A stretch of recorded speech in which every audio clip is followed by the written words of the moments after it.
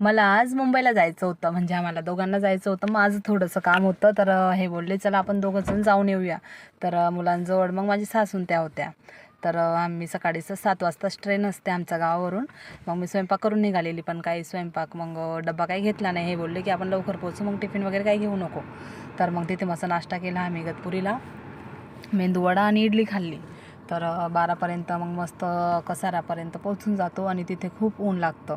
म्हणजे ऊन नाही लागत, असं गरम होतं, डायरेक्ट घाम निघायला लागतो.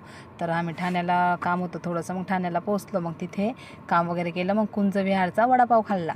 तर 2 वडापावचा एकच वडापाव होता आणि खूप मोठा पण होता आणि खूप टेस्टी होता. मी पहिल्यांदाच खाल्ला होता असा वडापाव. तर म्हणून मग त्यांनी मला खाऊ घातला की तुला एकदम फेमस वडापाव खाऊ घालतो ठाण्याचा. तर मग त्याने मसाला लस्सी पण पिली आणि मग मला पाणीपुरी खायची होती. पण पाणीपुरी तिथे रगडाची असते, मग ती काय मला आवडत नाही. मला ती बटाट्याचीच आवडते. आलूचा म्हणजे तो जो असतो ना फ्लेवर, तोच छान लागतो मला. मग मी मस्त मिक्स फ्रूट पण घेतला. तर ते बोलले तू लस्सी काय घेतली नाही, तर मिक्स फ्रूट पिऊन घे म्हणे.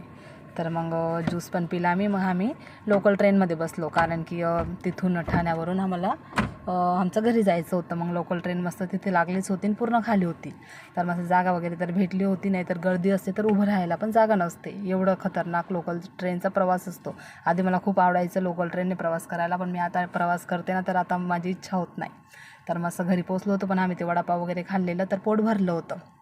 मग जेवण काही केलं नाही आणि माझ्या नणंदने स्वयंपाक करून ठेवलेला. मग तो जेवण पण पडलेलं. मग आम्हाला संध्याकाळी थोडंसं बाहेर जायचं होतं, बाजारात म्हणजे काम होतं. मग संध्याकाळी मस्त थोडंसं आराम वगैरे करून मग मी ब्लॅक कॉफी घेतली माझी आणि यांनी चहा पिली.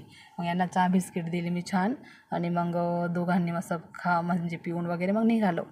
मग थोडंसं बाजारात मग माझ्या नणंदसोबतच गेली मी. थोडं सामान घ्यायचा होता मला, आणि मुंबईला चांगलं स्वस्त कपडे पण आणि सगळं सामान पण भेटतो, तिथेच